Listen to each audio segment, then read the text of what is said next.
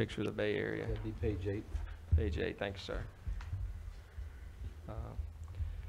So with this, just again, very little impacts for the Bay Area as far as this marsh buffer zone. Again, at just about station 0, at the far inland portions, there are a few docks that may be impacted. They're on the opposite side of the channel from where we believe the marsh is encroaching upon our footprint. We're still providing at that point over a 20-foot wide channel, so we think that if we were constructing today, that the impacts would be minimal. We'd still be able to provide that navigation access to all the docks. So at this point, we're not seeing do not believe that the marsh grass buffer zone would deny access to any of the docks. Therefore, in order to minimize impacts, potential impacts to the marsh grasses, we are recommending that we establish these buffer zones and stay away from them as long as we can still provide that access to the docks. Moving to page 9, that is the permit status for those areas. I want to talk now about the shellfish survey for Jinks Creek. We have wrapped that up, and we'll be providing, we want to get that report to the town for review by Monday, and then circulate that to the agency so we can discuss what I believe will be mitigation options for them, with them. But with the survey, we essentially sampled about 1,200 sites over 55 transects. The figures, what we want to show in these figures is where we located the different shellfish resources. The yellow small dots are the samples where we actually looked, or the approximate samples where we looked. The red dots are where we found clams. The rest of it is where we found oysters. The smaller the square, or the larger the square, the more oysters we found. Looking at it in the magenta, the cyan colors are generally between up to 100 oysters. The blue, the dark blue, we found between 100 and 500 oysters. The magenta colors, 500 to 1,000. And the yellow, over 1,000 oysters at those locations. Can I ask a question? Yes, sir. On that page, there's squares and there's circles. Is there any distinction between the squares and the circles? I'm talking about the colored squares and colored circles. The circles, the red are the circles are supposed to be red. Circles are supposed to be the clams, and the yellow circles are just where we went to. Those are the sites we sampled. The red circles are clams, and then we talk about squares is really all by color. If we can, the red versus the magenta, the two conflicting colors that almost look the same. But the smaller red circles are clams. The red magenta squares are supposed to be squares are oysters, if that makes sense. So, and really what it comes down to, if we take this, what we really want to show here is not necessarily looking at how much we found where, but an overall picture. We have 3 pages of these graphics. During the survey, the take-home message is is the first essentially 18 transects, as you will, is about 1,800 feet as well. We found the majority of the shellfish in that area. In this area, we found shellfish that we could not avoid if we were to dredge through the creek. What that means is we do not believe we can bend the channel or move the channel or in any way avoid these impacts to the shellfish. So we will be required to dredge what I believe will be shellfish habitat. And there will be potential impacts to shellfish with the project in this top section. And that's where the majority of our shellfish we have tried to minimize. I think the channel shows that, as far as the majority of the dots, whatever color they are outside of our footprint. So we have tried to maneuver through the deep water or the existing deep water and avoid as many of the shellfish as we can, but we have not avoided them all. As we, from all the habitat out there, we think the agencies will look at this and come up with that there are approximately 1,100 oysters per acre. And that is important in their mitigation criteria. It's not necessarily there's 1,100 oyster per acre in our dredge cut, but 1,100 oysters within every acre of Jinks Creek, based on the results. And I don't think they will necessarily separate out what's in our dredge cut from what's in the creek itself. I believe they will consider it all habitat. Therefore, I think we'll be, as we get a little bit further in discussion, we will be talking about mitigation on the basis of 1,100 oysters per acre. The clams, there are significant clams in the area. However, I believe they will be able to be relocated, or I don't think the mitigation standard for those will be the same. I believe we'll be able to relocate and avoid those impacts by simply picking those up and moving them prior to the dredge conducting its work. Turning to page, I believe 10 now, shows as we move further down Jinks Creek, now we're looking at the S curve, and what I was trying to portray was that the oysters at this point begin to only be on the shorelines, so we are avoiding direct impacts to those oysters. The clams, the red dots, are still within the footprint. But again, we believe we'll be able to, prior to the dredge, we'll be able to relocate those. And so the resources as we move further down Jinks Creek, the message here, as we move further down Jinks Creek, the oysters begin, or the shellfish resources diminish in presence and are restricted really to the shorelines themselves, away from our, any direct impacts from our dredging operations. Again, I don't think the agencies will necessarily look at it that way. I think they'll consider the entire creek potential habitat, and therefore require mitigation on that pretense. And I think that, as far as mitigation's options, we will be required to show a no net loss in oyster productivity. So that could mean transplanting or relocating oysters from the creek itself, and perhaps moving more oyster shell into the area, so that to promote growth and enhance the habitat that's already there. The last page showing Jinks Creek Shellfish Survey just comes down to the feeder canal, and again shows how the resources are more or less out of the dredge area and restricted to the shorelines, the immediate intertidal area of the shorelines themselves. So that is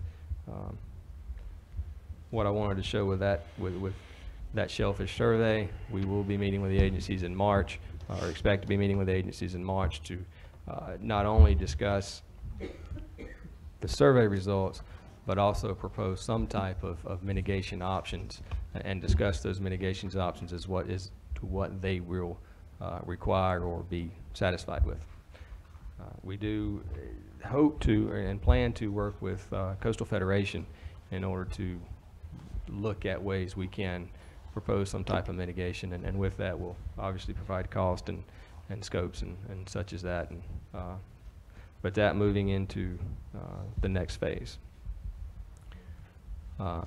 So now comes the graph and a lot of numbers. Before we do that, Bob, sorry. Go ahead. Can we just go back to page 1 and have a questions and then go to the numbers? Yeah. Okay. You fine with that, Bob? Yeah, that's fine. I just had a question about the design in what you just were talking about. Did the in the page with the verbiage on it, I don't know what number it is, feeder canal and bay area permit status. It says design template will be minimized -5 + 1 to avoid potential environmental concerns associated with North Jinks Creek. Is that different? Did you change the dredge depth, or the proposed dredge depth of the feeder and bay canals from the originals? The feeder canal stays the same. It matches what was done in 2002.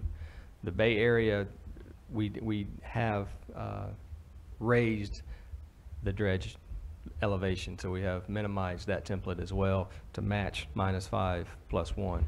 -5 is not very deep for the type of vessels we're putting through here for the commercial vessels. Maybe you tell the I mean, audience that, what's that mean?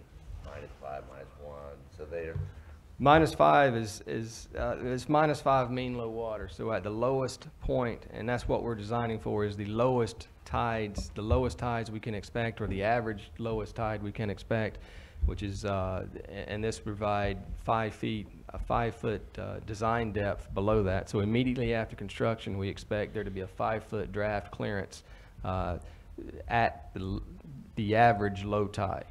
Tides do get lower than that, but we expect at the average low tide, there'll be 5 feet of water below the vessels. That enables not only, with typical, I guess, recreational vessels, the draft is going to be about 18 inches, I think, but if you include squat, also with the some storage capacity for shoaling material, we don't want to be dredging this every year. So we are providing some storage capacity, and for the type of navigation that we're having, the recreational navigation, we believe that -5 is really a very low number based on standards for typical recreational navigation projects. -5 is not very deep. And is that to accommodate the agency's requirements that North Jinks Creek had to be dredged as well? Yeah, well, we're trying to minimize as much as we can. In North Jinks Creek, we have a 40-foot wide channel and -5 at the very northern terminus where most of those resources were located, the shellfish resources. We're only putting a channel in about 40 feet wide, -5 feet deep. So if I understand where my questions were and what your answers were, the bottom of the dredge in the feeder canals or the bay canal was raised to accommodate the necessity of having to do North Jinks Creek. Yes. Okay. Rich, you have a question? Any questions? You have a question? Yes, I do. Is he taking questions? Yeah. No, Well, sure. on We're this in a good- part of the presentation, Yeah. not on the numbers, just on this Oh, part. okay. Yeah, I do.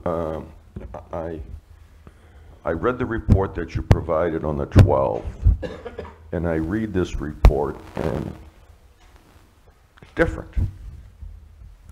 It's different when I go to slide, I think it's 5, Bob, where it says feeder canal and Bay Area permit status.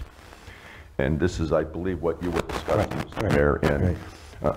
sorry, I couldn't hear Mr. Neal that well today, nor can I hear you, and I apologize for that. So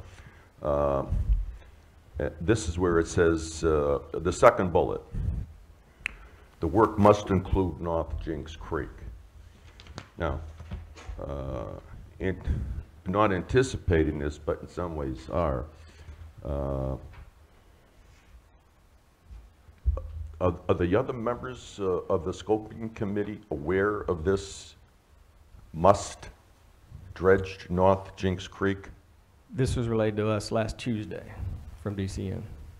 The state told us last Tuesday that this was required. The state. Was that DCM? DCM, yes. Who in DCM? Doug Huggett. Doug Huggett with DCM. Doug Huggett. Honey. Huggett. Huggett. Okay. He's the head of DCM. Would he have a copy of the regulation that requires this? We can Must. provide that, yes. And why wasn't this brought up before? I believe and I'm going to stay away from the mic if I can. No, I don't want to get anybody in trouble. No, I'm just to be louder to Oh, to okay. not- Make sure you hear. And I believe it was DCN staff wanted to interpret the rules so that we could avoid dredging North Jinks Creek. I believe they tried to work with us to allow us not to dredge North Jinks Creek and to tie into what I'll call a deep water section or hole near Palm Cove. We aligned the initial footprint interpreted the rules to, we lined into that deep water section, but it was not, once we submitted for a completeness review and all the DCM looked at it, they never gave us a clear answer on if that would be okay or acceptable, tying into that deep water hole by Palm Cove. And once it was reviewed, once it was circulated in the department, it came back that no, it is not acceptable. So I think they tried to work with us. The local staff tried to interpret the rules favorable. However, it was not accepted. So the answer to your question is I don't know. I'm interpreting the actions that I saw on site and the discussions that we had. So you're saying that if we don't dredge North Jinks Creek, they're not going to permit this project?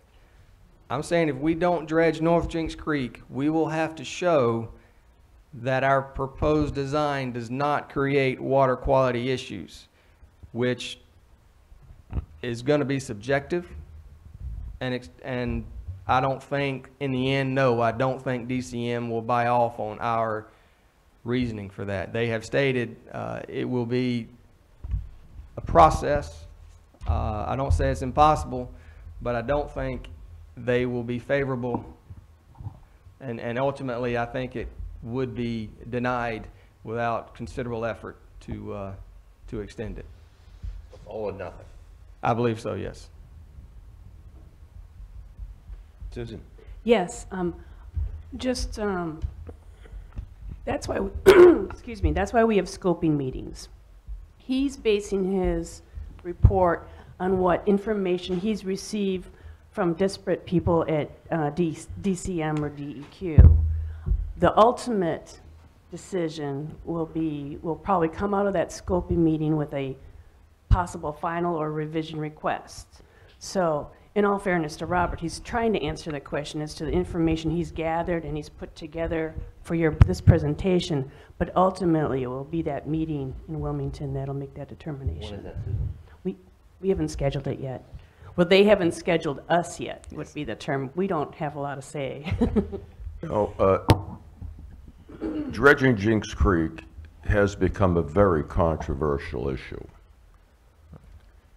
And I feel a little surprised, like a kid during Christmas. But sometimes you don't get what you want. But I find it odd that after all of this time, and the people's concern about dredging Jinks Creek, and the scientific concerns that have been documented regarding the dredging of Jinks Creek, that we seem to have been placed a gun in the back of our head. And I'm very concerned about that. I have not supported any funding for dredging of Jinks Creek. My vote has been clear. My opposition has been clear. The scientific research has been clear.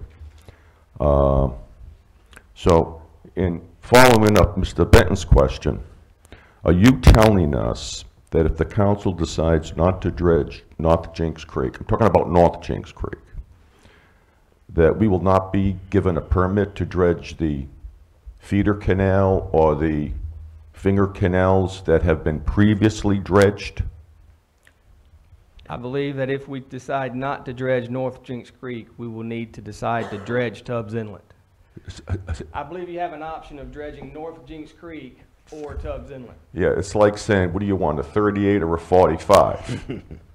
That without considerable, I mean, we can try and model, do a water quality modeling exercise the results will be subjective. I do not believe you will get a conclusive answer on that. What we were told by DCM, with the current information we are submitting, if we do not dredge North Jinks Creek, they will not approve it.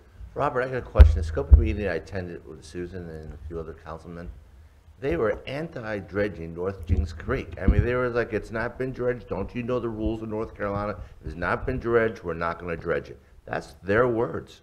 What made them do it 180? I mean, when we went to the first scoping meeting, they didn't even mention North Jinks Creek. It was Marys and Turtles was their only concern, and would North Jinks Creek create shoaling in the intercoastal waterway? The shellfish survey, the resources, nothing was mentioned at the first scoping meeting. Nothing about it was, yeah, okay. It seems like you get deeper and deeper, and they get more rules and regulations and Well, changes. if I can add some, this is my perception, and it kind of responds to what Councilman Serrato's expressed concern is that my perception of what's taken place is that our consultants have tried to deal with the issues, the local issues that have been expressed to them about concern with North Jinks Creek, and have tried to provide for that. They go through the staff level reviews and they deal with them, and they propose what they felt were reasonable approaches that took into consideration the concerns about dredging North Jinks Creek.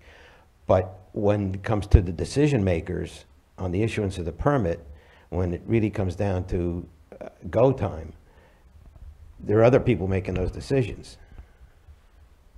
So the gentleman at the Army Corps of Engineers that said that it would never be dredged, he got overruled. Well, they never said it would never be dredged. I don't recall that, but they want to.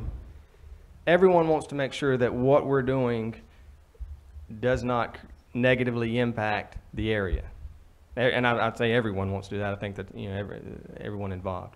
I believe staff has tried to work with us, DCM staff, Corps of Engineers staff. I believe they are trying to work with us and understand that, I don't want to throw them completely under the bus. They have a limited time to review what we're submitting for these coordination meetings. We have not submitted anything official.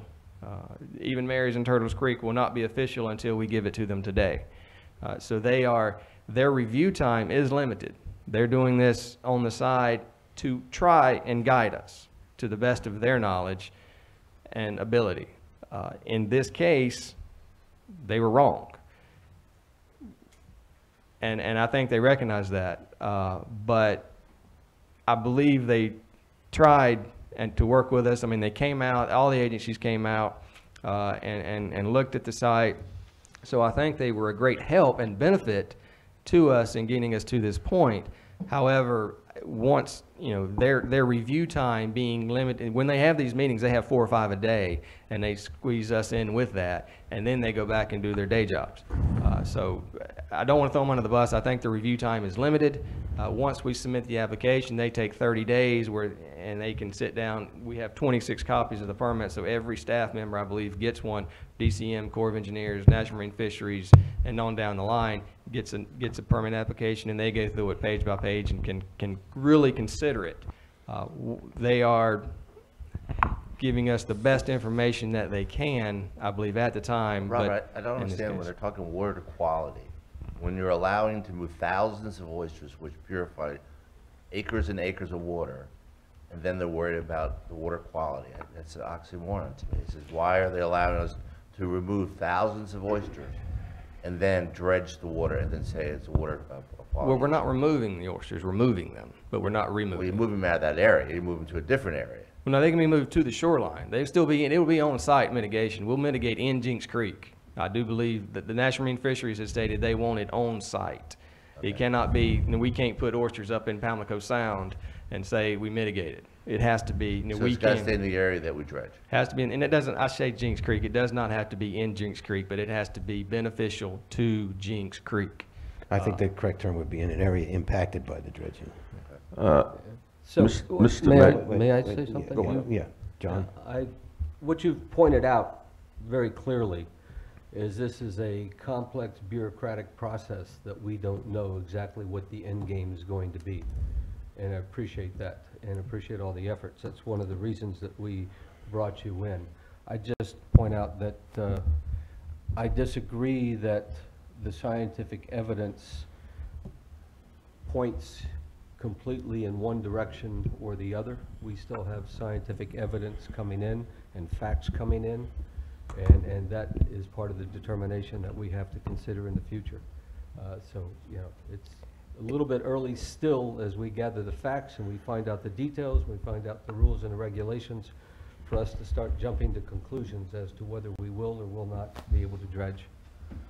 When you're talking about the process we've gone through so far, can I analogize it to a planning process where somebody makes goes before a planning board and wants to build say, a commercial building on a tract of land, and they go through a review process, an informal review process with technical reviews, and they meet with staff and say, you got to change this, you got to change that, you got to change the other thing, and then they come out with a product that they filed the application. Is that basically what we're talking about here? The same type of thing? Yes, yes, I believe it is. Robert, are you talking with Jinks Creek, you said about 120 days before you get a permit? To know where they stand on North Jinks Creek, what timetable are we looking at? I think. Wait, let me answer the question.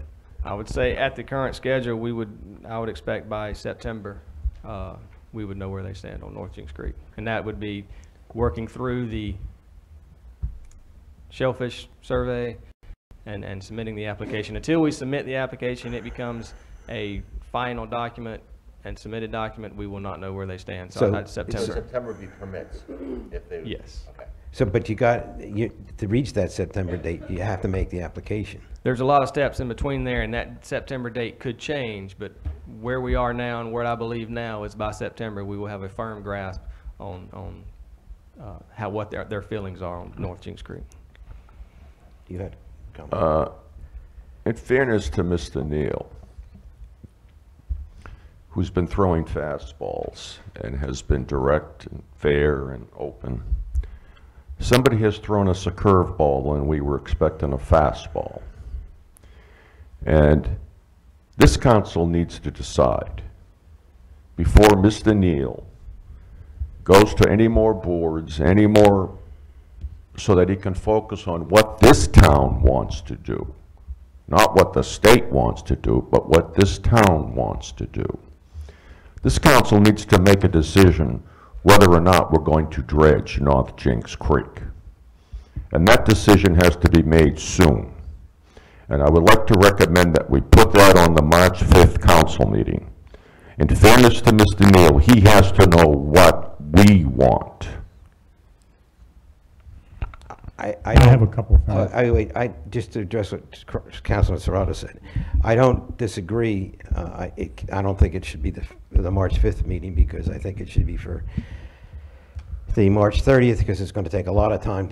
A lot of time of discussion. Obviously, just dealing with the report is taking a lot of time of discussion. So it should be on a meeting when we're prepared to discuss it. And I do take issue with Councilman Serrato's characterization of fastballs, and a curveball.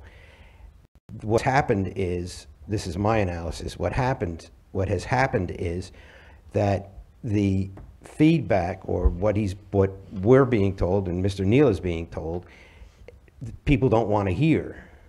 And that's the problem, that it's not what they want to hear. And it's not that we're being thrown curveballs or fastballs. Okay, Charlie? I do have several questions, and please excuse my lack of knowledge. In Jinks Creek, can these clams and oysters be harvested? In some portions of Jinks Creek, yes. They could. And I sat with Hiram for a while one day, and we looked at the maps and the buildup of sand.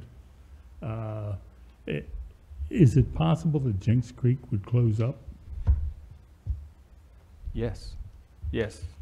And if, I understand that when Matt Inlet closed, that there were shellfish back there, and now there's no exchange of fresh seawater. If there's no exchange of fresh seawater, what happens to those oysters and clams when Jinks Creek closes up? There are tributary, now when I say Jinks Creek may close up, I think it will close from the Bay Area, from Tubbs Inlet moving up. We're seeing considerable shoaling, you know, the shoal down there. So I'm not sure that it'll close first at the mouth, at the intercoastal waterway. But, and then there are tributaries running into Jinks Creek. Worst case, I mean, there's a lot of muck and organics out there now, just from walking it.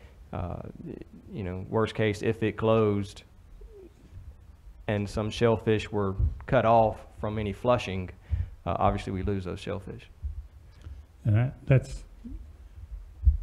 was the information I want.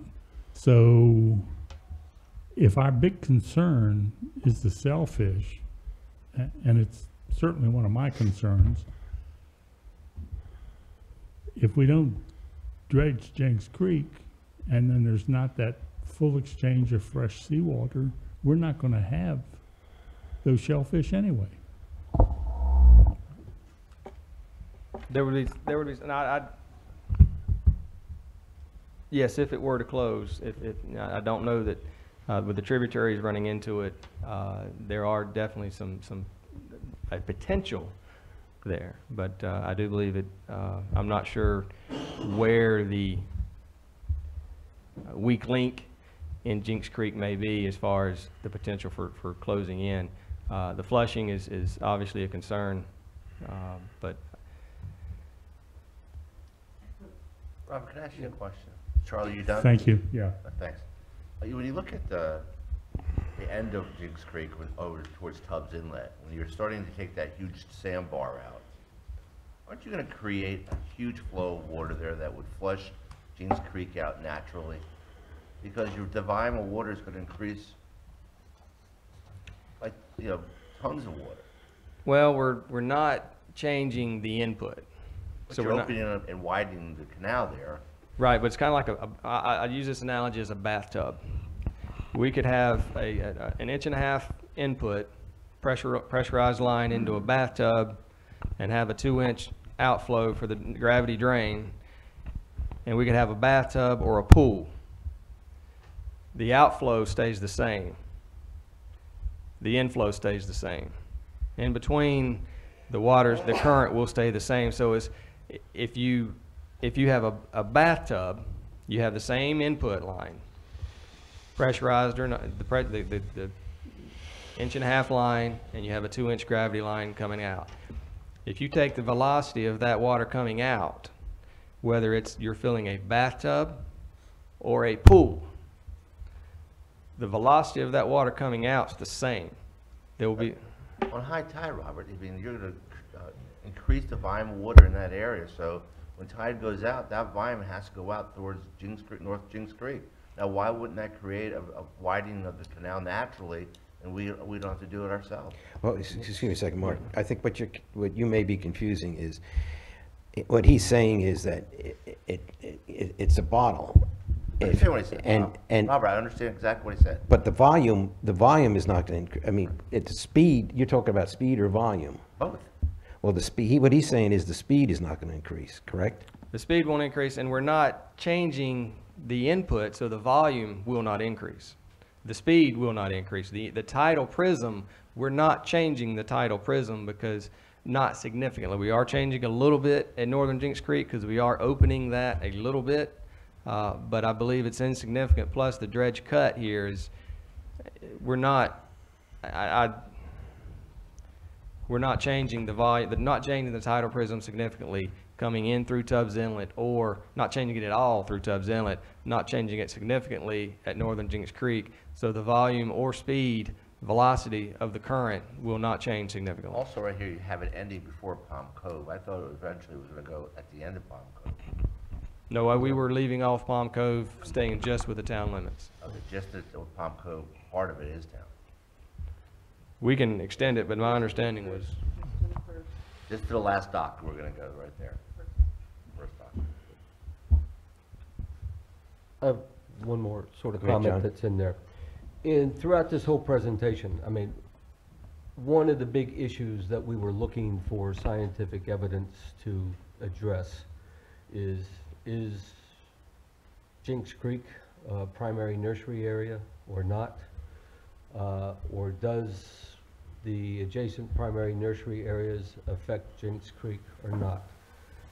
So far, and this is my interpretation, I haven't heard anything that says that Jinks Creek is a primary nursery area, or that the primary nursery areas would suffer any negative impact from the dredging. Am I hearing correctly?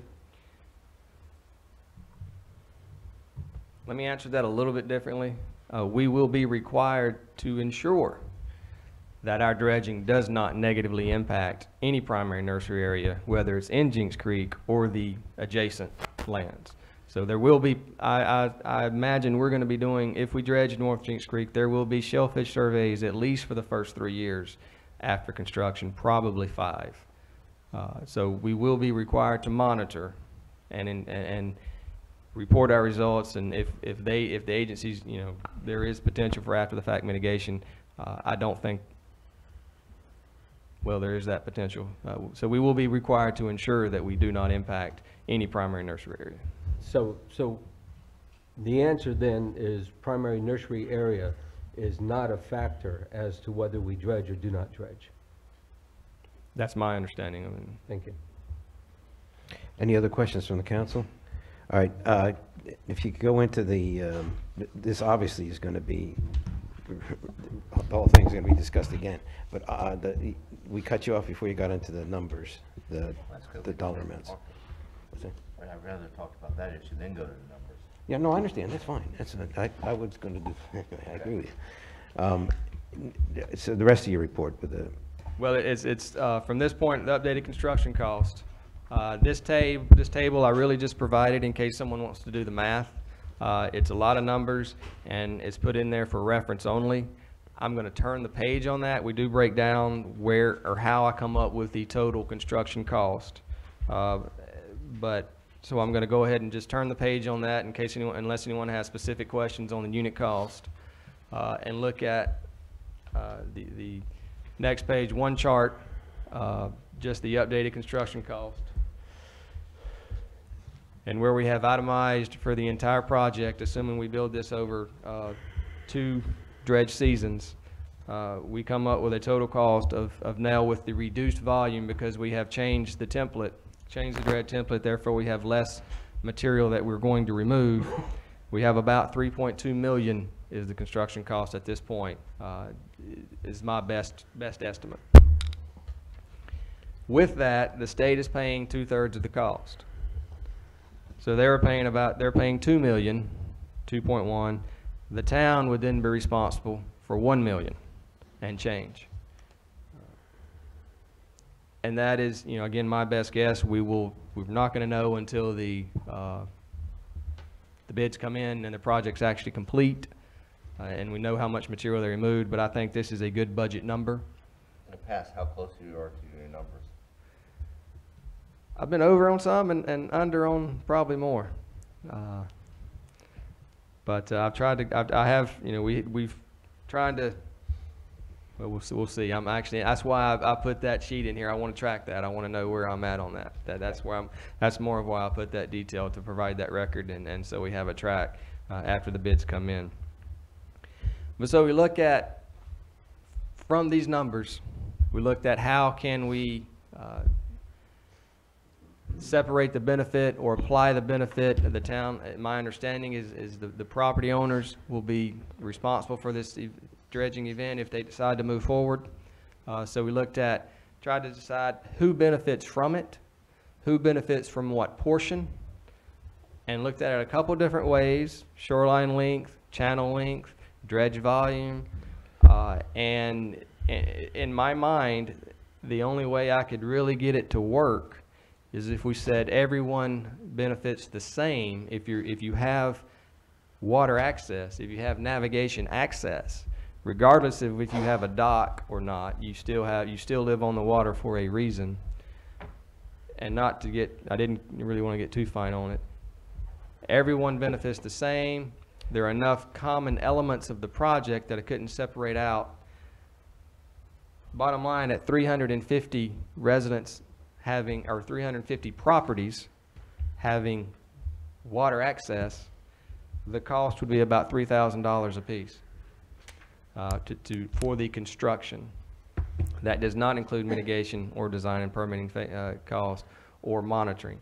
If we include the monitoring, the shellfish survey, which we expect we'll have to do a couple of years in a row, that cost could increase to $500, increase by $500 annually for each property. Say like 3,500 per property. So it would be about $3,500 per property. It'd be $3,000 for the construction event, and then $500 annually after that for the monitoring, for however long we have to do that. One of the things that this is going to go forward that the town has to consider is, obviously, if we are going to have the property owners be responsible for it, we got to figure out how we're going to do that, which I think you just addressed. You gave a number. Does that take into consideration the building up, and I hate to use this term, but like building up a fund for the next time, for 10 to 12 years down the road when it needs to be, so there's not another $3,000 or $4,000 expense? No, the numbers I'm giving are specifically for this event. Okay, so on top of that, if there was an annual charge to those properties, so that in 10 years or 12 years, there's money there to do it when it's needed again, that's over and above this? Yes. Yeah, okay. And That how would be, long- that would be a town, that's our dredging, dredging law, dredging district. Right. I just Robert, wonder. how long before you think we need to dredge this area again? 5 to 7 years?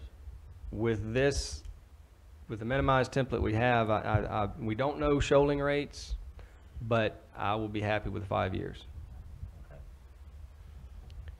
Now with shoaling rates, as we begin that monitoring process, if we move forward, we'll have that better information. But at this point, it would be, we could do a monitoring survey to try and get better information, but that's another cost, another time. But we're probably $35,000 to resurvey and go through that process, $35,000 to $40,000 to resurvey and get that, try and update those So numbers. we need a survey to determine when and how we need to redredge again on the shoaling issues. Well, Shoals a lot. for the shoaling, what we do is look at annually how much material comes into the channel or footprint. We take a baseline surface and see how much it changes over time, and can then extrapolate out. If it changed this much last year, we can assume it'll change the same next year, and so forth, so forth and so on, and we know when we can estimate when the next dredging event will be. The more data you have, if you have a 10-year monitoring program, you survey every year for 10 years, your estimate is better. You survey once, we're guessing right now. We survey twice, we at least have something to base it on. But I'm going off experience. Tubbs Inlet is limited in tidal flow, so that may help us out as far as the shoaling. That shoaling may decrease as Tubbs Inlet closes or approaches closure. So I could be wrong, but in my experience, I'm looking at this and the -5 in those areas where we see a lot of sediment piling in down in South Jinks Creek. I think in that area for the Bay Area, for the feeder canal, that in my mind, I'm curious if 5 years would, I think originally I was hoping for 7, so 5 to 7 years is in my mind where what I'm striving for, and with this Do you think design. some areas need it quicker than others? like you're saying? Oh, yes, some will need it quicker than others. I think Jinks Creek has never been dredged, to my understanding. Yeah. So, but there was an event in Feeder Canal in 2002 and 2010. The Bay Area is, my understanding, only been dredged once, and that was during its creation. So, yeah, there will be some areas. Can I, Go ahead. just point out, it's really been 15 years since the finger canals and the feeder canal have been dredged. They were done around approximately 2002. There was an effort around 2010 to get support to redredge it again, and it wasn't done. It needed to be done back in 2010. Now it's almost 8 years later. So we're talking about 17, 15, 16 years since the last dredging, and there's something to be said for regularly maintaining the canals to keep the water's flowing and the quality of the water in the area There, at a high level. And that's, you know, a consideration we should keep in mind. there's another factor that you have it in your report on any involvement of Ocean Isle. The Ocean Isle involvement impact would only be North Jinks Creek, right? Because that's the only place there's compatible sand. South Jinks Creek, yes. South Jinks. Okay, South Jinks Creek. We had a meeting with Ocean Isle, and basically they took the position, don't look to us to pay for your dredging. But so I thought that door was closed. I had conversations with the mayor, Debbie Smith, in Ocean Isle, that the door isn't totally closed. Her answer still was, don't expect us to pay for your dredging. But if you have, and she wasn't, I'm not saying she was jumping on the train, but if we have sand that they can use, and they would be willing to participate to some degree. So I think that door is still open, and I think that we ought to pursue that. We don't know what any involvement would be, but. Do they pay for the sand? They Well, want it free? well, no, they would be willing to participate, but we got to talk specifics, but they're not paying $100 a cubic yard, or they're not paying $1 per cubic yard, but we got to get that. We haven't talked to them because basically it was, go pound salt, we're not paying for your dredging, but that appears to not be of course, she can't speak for the rest of the council, but at least that door is still open. Robert, what happens if Ocean Isle does not want that sand? Where can we put it? Palm Cove? We put it on Sunset Beach? It would need, my recommendation would to put it on the beachfront. So with the reduced template, we were now dealing with a much more manageable volume. We could do a dune project on Sunset Beach. It's only about, I expect to have about 30 to 35,000 cubic yards of beach compatible material. That is not a lot for Ocean Isle Beach. In other words, I could see that, it's not, originally it was 60,000 to 70,000 yards that we expect to be able to provide. So that's double to Ocean Isle Beach. If we put 30,000 yards on the beachfront, you're going to cover about 3 houses, 3 to 4 houses. So it's not, but for a dune project, to rebuild a dune, you could extend it maybe 10,000 feet, 20,000 feet. So so there's a lot of options. I would recommend doing something beneficially on the beachfront. We can still place it in a disposal island or material placement island, I think they're better termed as. So that will cost us money. Well, yes, both of them could cost, but I would at bare minimum would suggest keeping it separate from the non-compatible material so that it could be used easily in the future. Is the Bay Area compatible to the ocean? No. No, just the sandbar area Yes. of South Jinks Creek. Now, South Jinks or North Jinks? South. South. South is compatible. now I have, Okay. from a planning standpoint,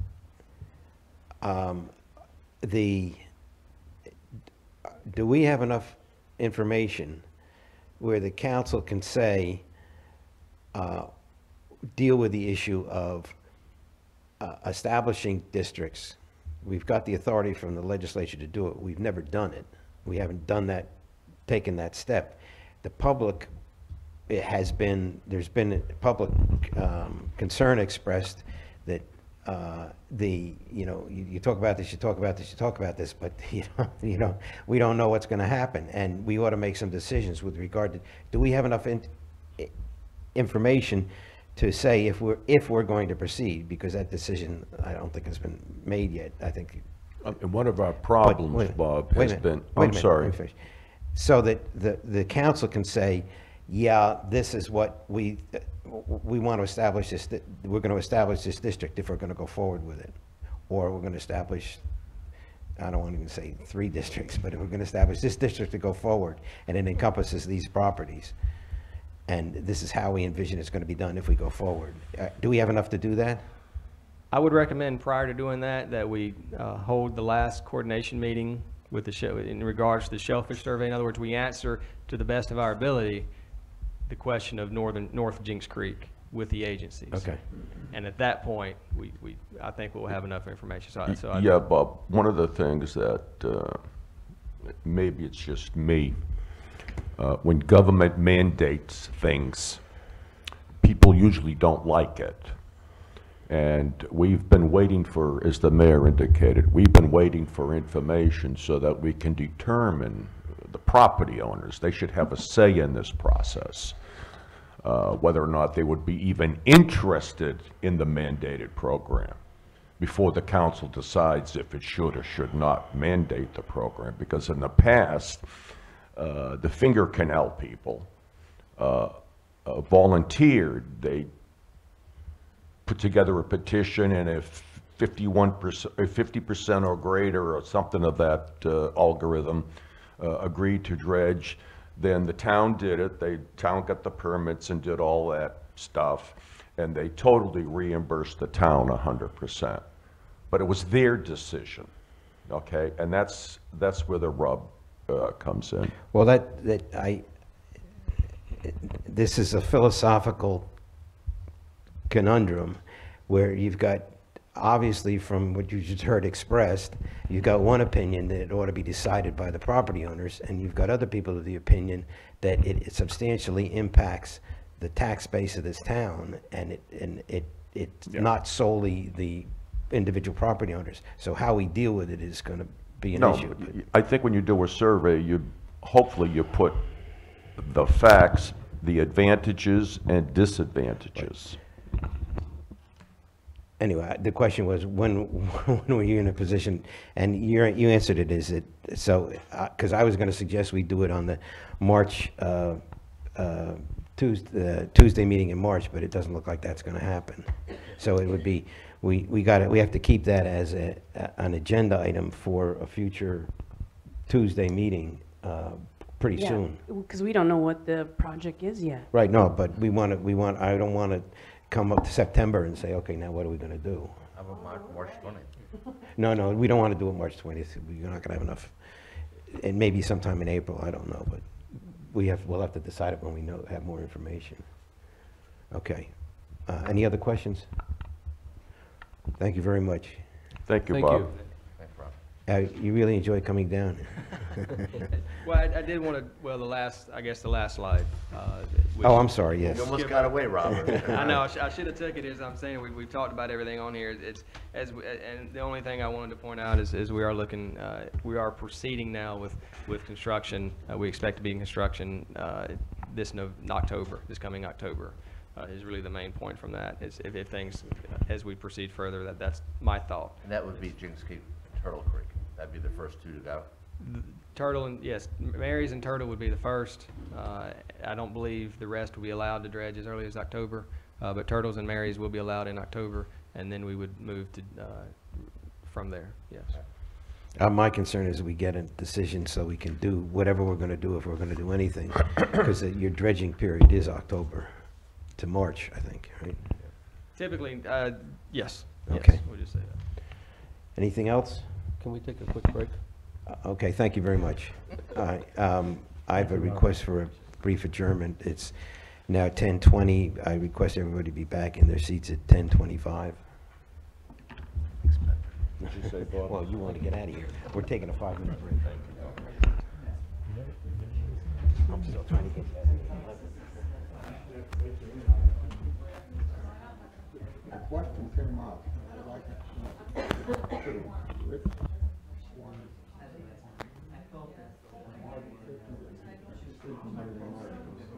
and then you said you wanted to postpone it to March. End of March. Will it occur in one of those meetings? Right?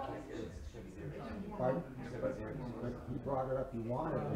Well, we're going to talk about it at the end We're gonna talk about it in this meeting. when we schedule it. So you're scheduled at the end of this meeting, that is fine. And I think, and I know you people don't agree with what I said, but a lot of times, questions are asked to Mr. Neal are not. But I'm gonna take a conflict, my interpretation is the because I know you guys don't believe me. You can do whatever you want.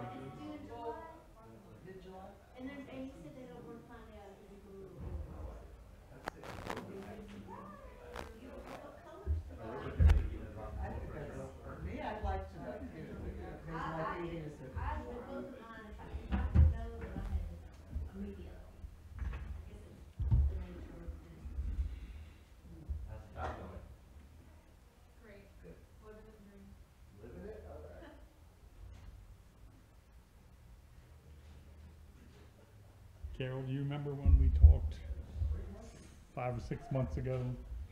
And you said that this would probably end up costing you $3,000? Maybe we should just have you do everything. And, you know, you're gonna have to be careful that, I mean, I have nightmares of you separating out the feeder canal, the canal. There are 2 houses on Jason, you know, on the little part that I live on, which is everybody uses. It's not me, I don't have a. Oh, I know.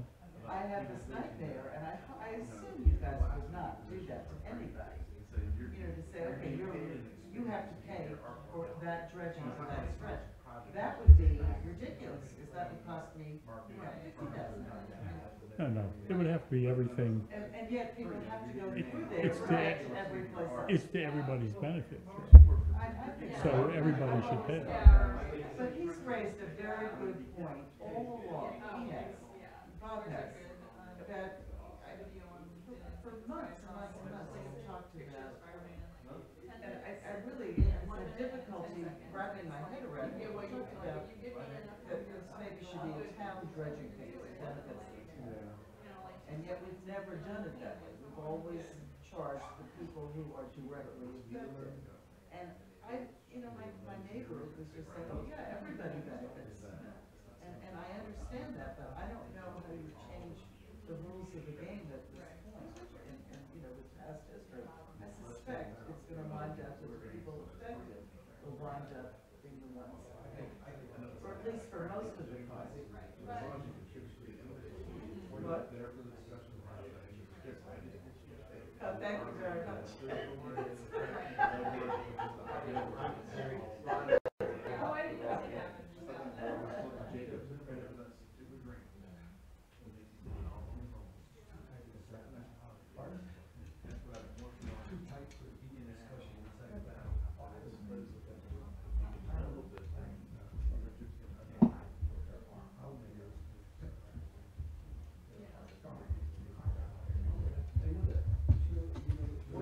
How many piles do you have?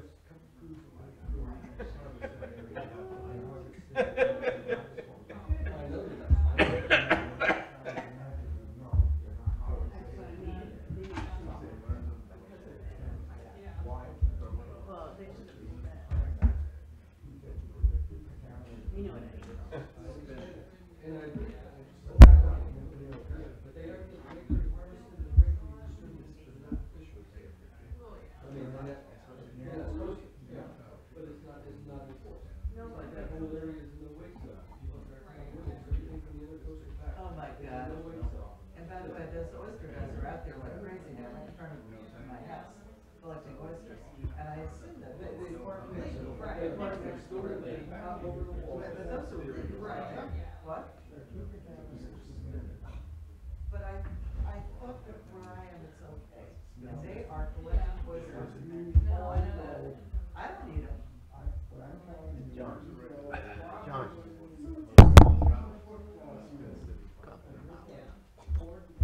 Sorry, forgot where I was.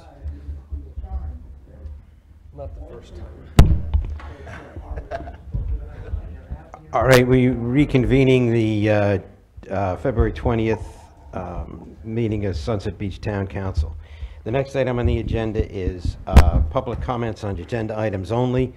If people have, anyone in the audience has a comment, I request you identify yourself, your address, step forward to the podium, and each speaker would be limited to try and limit your comments to 3 minutes. Each person would be allowed to speak once during the comment period. All comments should be directed to the full council and not engage in personal exchange with council members. And it's again a caution that the periods are not intended for to serve as discussions between a speaker and a council member. So if anybody has any member of the public has a comment on the agenda items, there will be an opportunity at the end of the meeting for to speak on any issue. But Dr. Hillman. I'm Richard Hilderman, 407 37th Street. I would like to make a couple comments, if I may, on Mr. Neal's presentation. Can I do that? Certainly, certainly. Okay. I thought it was interesting that Mr. Neal said that if you do dredge North Jinks Creek and you do oyster mitigation, you're going to have to perform for the next 3 to 5 years, every year, an oyster evaluation. But looking at his cost estimate, that evaluation is not part of the cost estimate. It seems to me you would want to know what this cost is going to be. Secondly, he even admits that if you dredge Jinks Creek, you're going to have to do maintenance dredging. That is true, and it's not clearly known how often you would dredge it.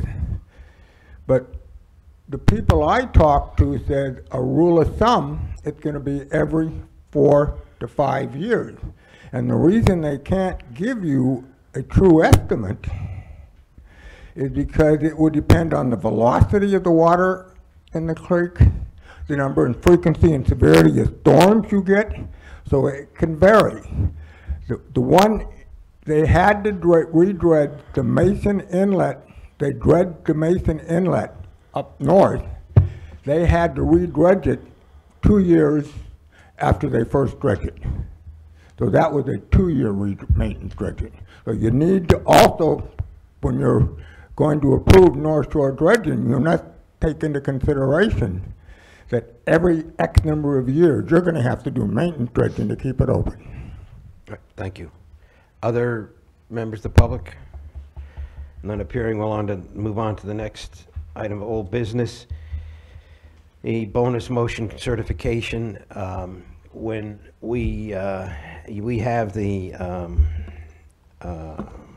report, staff report from the finance director, and arose because when we took action on the bonuses at the meeting, the reference was made to all employees, and the concern was, did that include, it wasn't clear, I should say, that it as whether it included part-time employees or not.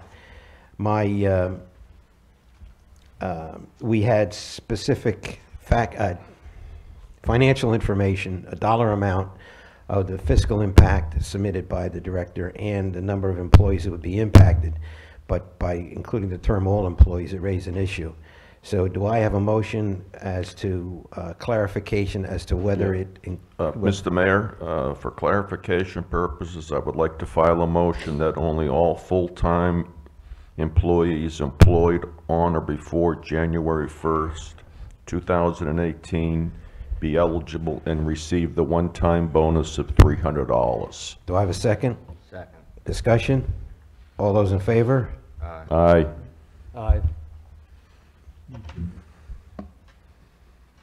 The next item is the beach-related issues on the cabanas, police presence, and trash. And Councilman Serrato, that's yours. Mr. Mayor, as a matter of information, Chief Dempsey informed me that the police presence on the beach is to manage emotional disputes, which is primarily due to the owners of privately erected cabanas, people who are not aware of the many regulations. Is that correct, Kevin? No, you don't have to. Okay, yeah, thank you. Is that, normally that's where our emotional issues come in. Yeah. That is, due to the fact that the commercial tents are there and they're Right. set up properly. No. Okay. What about alcohol related, not in the cabanas? Are there That's an issues everyday also? occurence. That's an Alcohol everyday related. occurrence. Alcohol every day, sometimes you got a happy person, sometimes you get an upset person. But we deal don't with that, micro and that's manage. where the majority of the time we're having to notify the police. Okay. Especially with the belligerent. It's not just cabanas that cause the issue of emotional disturbances. No, it's not just cabanas. We have Well, that's the we have impression I got people from that are what you're saying. taking I mean, you could have inappropriate people pictures. well, you could have people who could engage in a fist fight because the mukes because the music may be too loud or We, something. we've dealt with that situation. Yeah, We're I'm sure. dealing You- with those you situations. just deal with real-life issues and you take care of them When you put a large accordingly. crowd of people out there and they all Yeah. have different ideas on how Yeah. things should go, you're gonna have some Yeah, emotional I just want to disputes. be clear that we're not going to have a full-time presence of the police on the beach. Only when you need them, correct? Well, we have, That's, I'm gonna leave that to Ken. His idea is that they're gonna be on the island, but not necessarily on the beach all day long. That's fine. Yeah, and he'll explain that to you. Kevin, one question. Yes, sir. Good, now I forgot what it was. How many times, do you know how many times you called the police to the island to assist beach patrol? It's been over, I'd say we did 24 times last year. 24 times. And most of the time, by the time they show up, it has settled down. And I had already asked Ken how many were Cabana related, and under the uniform crime reporting system, there's no way to tell. So We haven't tracked Cabana, we had a Cabana dispute. Largely what it is with the Cabanas, the disputes that my people run into, and you gotta remember, we're getting new people every year. And you find out some of them don't have the chin to take the abuse that they're getting because they're enforcing a rule that we changed from last year, and that's been an issue. That we changed the rule, they put it the way it was last year, we changed the polls, and that's the kind of disputes we're having sometimes in Yeah, the morning. Kevin, I don't want to get down to the micro level, okay? I'm just trying to get a general feeling and a general consensus. The other, I received some information from the Public Works Department that I requested, and I believe the council got a copy. And according to the department, there are 100 cabana frames each season that are trash, and this is what they reported. 85% are privately owned, and 15% are commercial. Now, if there's 90 days in the peak season, 101, what is it? 101 in our season. We'll go From from June. Memorial Day to Labor. All right. Well, I'll go from June So to that's- September with that. Yeah, that's one cabana per day. That's what the Public Works Department is saying. whether it's 90 or 101, you're right. I mean, whether it's 90 or 101, who You're right. cares? Go The ahead. point is, it's about one cabana per day. So- I don't know if that's true, false, but that's the data that the town provided. Is that generally correct? Estimated, yeah. Yeah, okay, so there's around one a 100. day. Maybe one, or sometimes you don't get none during that day. You might go out there, you might get 5 that day. I mean, It just depends. It's how the is wind I mean, blowing. if I have a privately owned cabana, what time do I have to take it off or take it down? The ordinance applies the So- same to commercial or It does it private. all. Yeah. No, They're not allowed to put them up till 7 7 in the morning. I 7 in think. the morning. That's both. And here's the enforcement. If That's it's not that's being both occupied. commercial. That's both commercial and private. It's cabanas. Yeah. Yeah, that's what I'm talking about. Any, the cabana guys come out and start taking them. The problem that we see is, we take our staff out at 7. We're out there for 12 hours. You see them out there, and there's still people out there. I mean, it doesn't get dark till 9:30, and there's still people in their cabanas. So we have been making trips back out and finding what we call abandoned property, and we're taking those cabanas, and that's Yeah. how that's handled. No, yeah. There's other towns that do have cabanas that people are required to take them down like at 6 o'clock. And what you're saying is that we don't have that in the ordinance. I'm not an ordinance expert. I'm just trying to figure out, is there a time limit where people have to take down their tents? Yes, the Yes, ordinance 7 says 7 o'clock. o'clock. 7 to 7. 7 to 7. 7 p.m. 7 p.m. Yeah. Should that be moved? I don't see any reason, but I mean, we've been using a little bit of common sense. If it's still being occupied after 7, Yeah. we're letting that happen, and they're like, we're getting ready to go. 7 o'clock, it's kind of early. But Kevin, when at the you're end in of the peak day, season. someone's gonna do a sweep of the beach and just make sure. We go out at 9 o'clock usually. We send a pickup truck That's out fine. and we sweep the beach, or the police department does it. Somebody's out there and we check the beach and make sure everything's locked back up at night. And Chief, the only- bathrooms and all that are The only done. question I ask you, when you say you're gonna patrol the beach occasionally, you mean just to patrol up and down once in the morning, once in the afternoon with the Jeep? We currently do that now. Right. My concern from what I've seen starting in April of last year and keeping diligent notes of what we've dealt with over the summer months is our response time.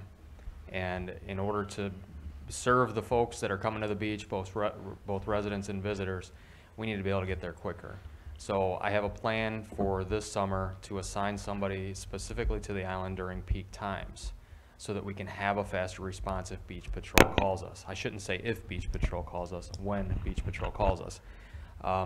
You know, how often do we go there? As Councilman Nern mentioned, we don't track a Beach Patrol call. It's a disturbance, it's a fight, it's a disorderly person. That's how we track those. So it'd be a lot more difficult to determine the exact numbers. But I can tell you, it's a weekly Looking occurrence. at 24 times in 101 days.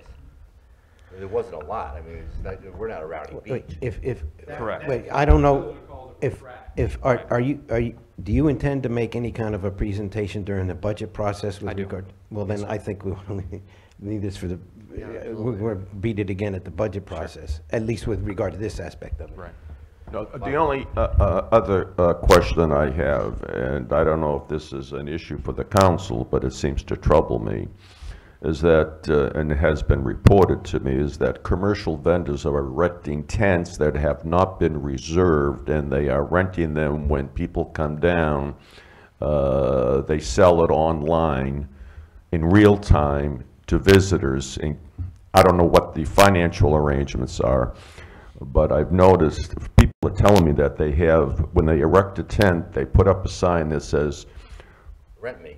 rent me, yeah. Call X number and rent me, and I'm reading the ordinance. Do we have an ordinance that says they can't do that? no, I On their understand we tent? have an ordinance. I'm asking because, you know, right now, that's not what we're looking for. We're looking for them to be in line, and if they're in line, I don't know if it's already been rented. But I do see what you're saying, because we ride by them all day long, completely empty. Well, Susan, I think And we I need don't to know talk if they're about it. advertising No, that no, online. okay, I'm that's not fine. checking that. But that is an issue.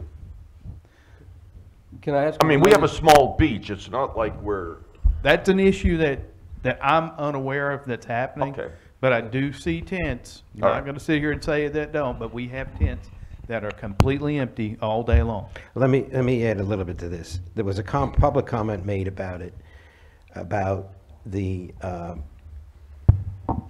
commercial companies putting up cabanas without a contract, and then having, directing people to who want a cabana, directing them to where they are. I had a conversation with the Chief Dempsey after that meeting, when that comment was made, and he said he was not aware that that was happening, that was not an issue. If there's, like, if you see like regular signs, those signs are removed. We're not allowing, you know, like the ones that say, hey, yoga down here, we're not allowing those signs on the beach. So they are picking up signs that are not supposed to be there. You know, we've seen them placed on the beach. You guys do a I good know, job. You guys you do a know, great job. Hiram's doing that too. He's making sure the illegal signs are not out on the beach. That's part of it. But I have not seen anything from the rental companies, you know, that say, rent me, call this number. I've not picked up on that yet. If you want me to be looking a little more for it, I will. John? But I don't think that we have a rule against it. We have to Yeah, write a rule. This on it. actually Yeah. isn't for the chief, it's, I think primarily for Susan. Do we have a process where we do permits for the commercial companies that work out there on the beach, or? No, we or do not.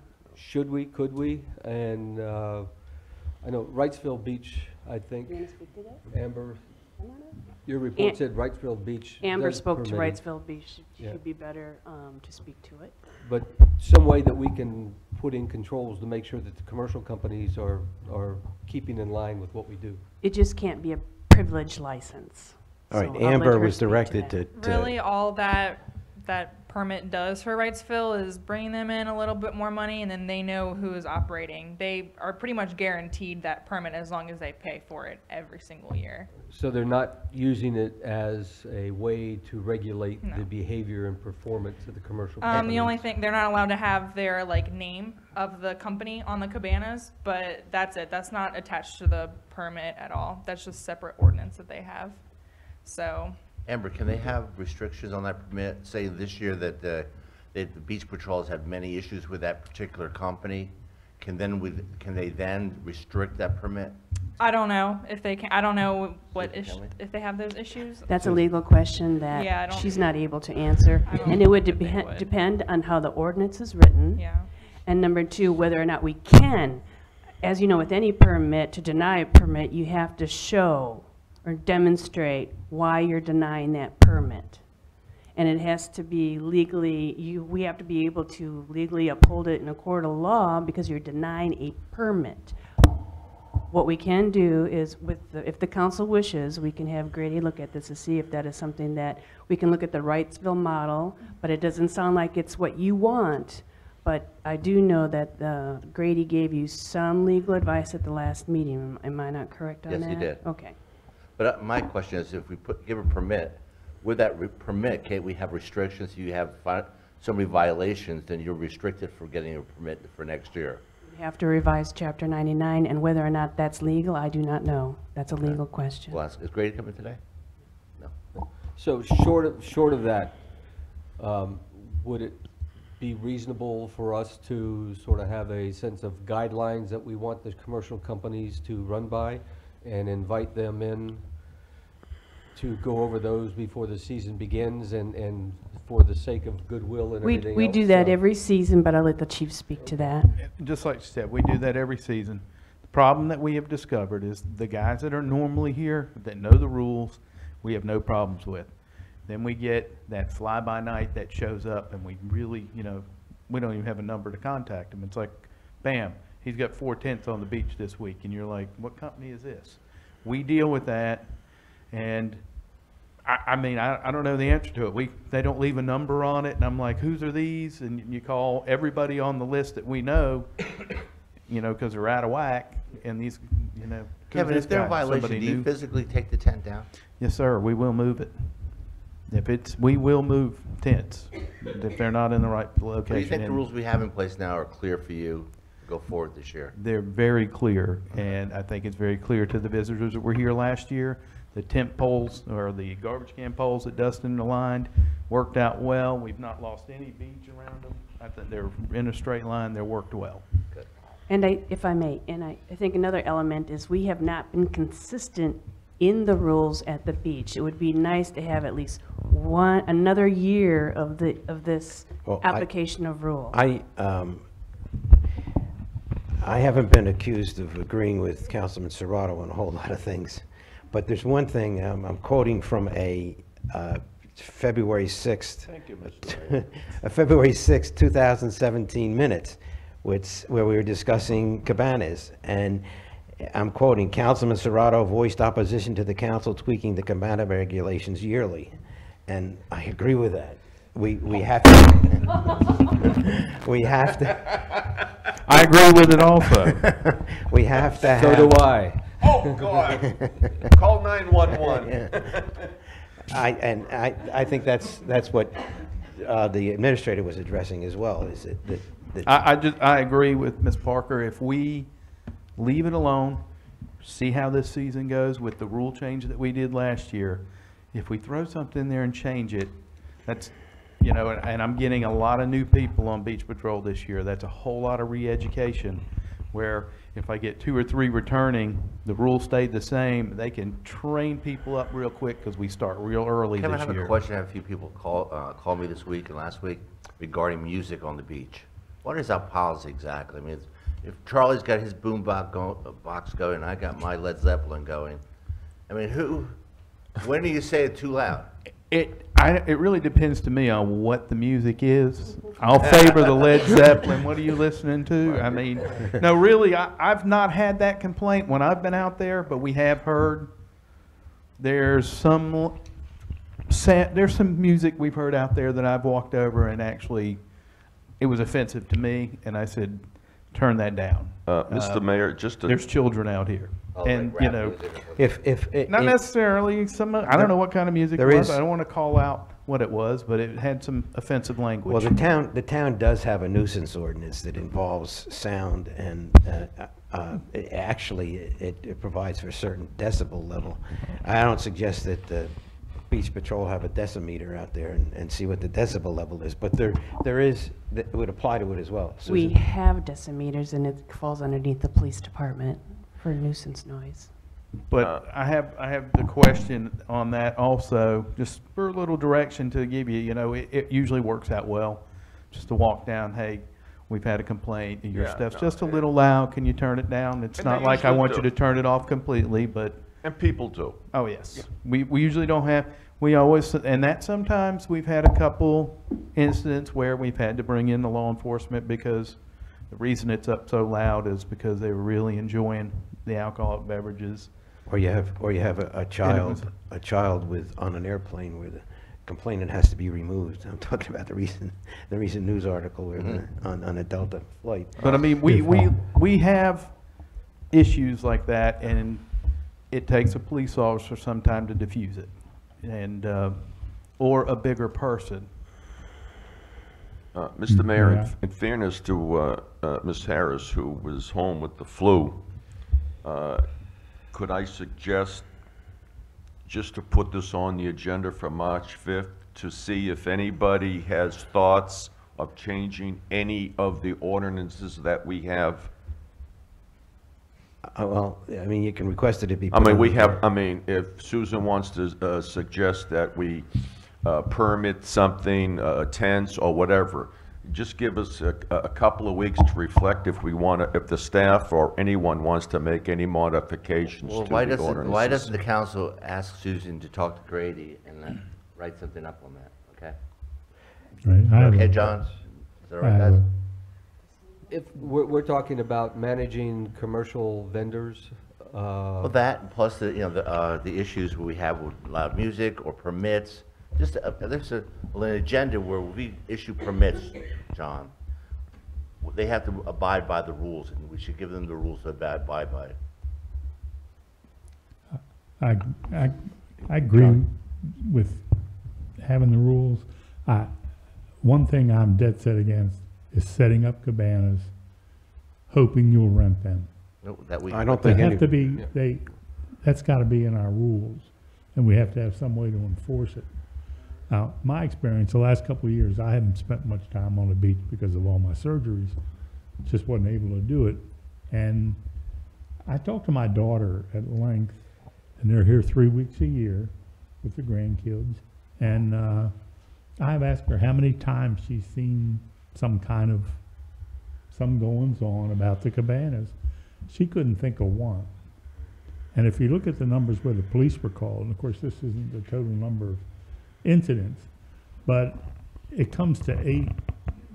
If it's 90 days or 101 days, it's still, that 90 days, that's only 8 a month.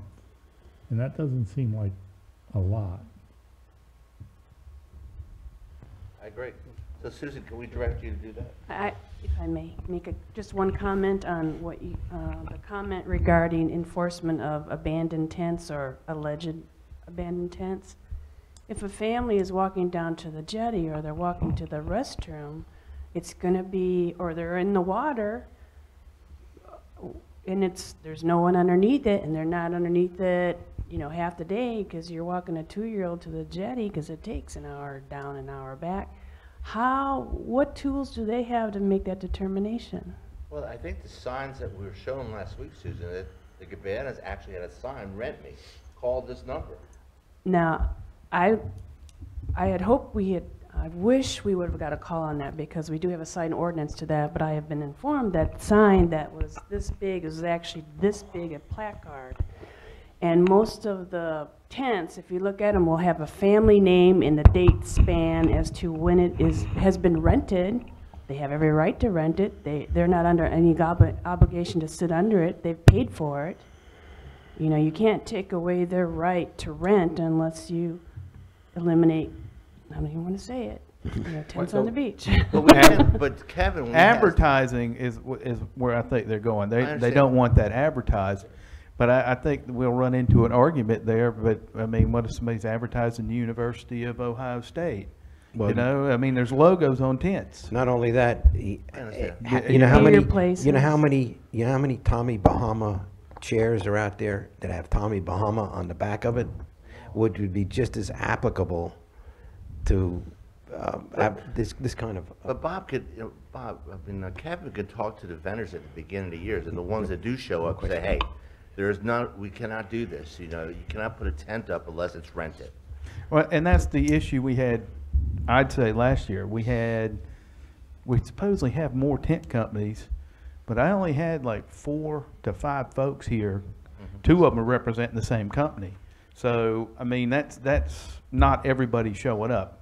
Like I said, there's some people showing up, and it may be the ones you're talking about that aren't, we don't know who they are. I think at the very least, we can add some language regarding they cannot set up a tent unless it's been rented for the week that it has been rented. Now, again, they're going to have an enforcement issue, you know, because what if the tag falls off or what? I mean, we shouldn't get so bogged down in this micro enforcement. I think Well, we have to determine. I'm sorry. I was just going to express my opinion. I've expressed this before. Obviously, I'm going to express it again, is that this is a big tempest in a teapot. It's generated by the feeling by some people that cabanas should not be allowed on the beach for a number of reasons, the least of which is not that it allows people to come to the beach that they don't want to see at the beach.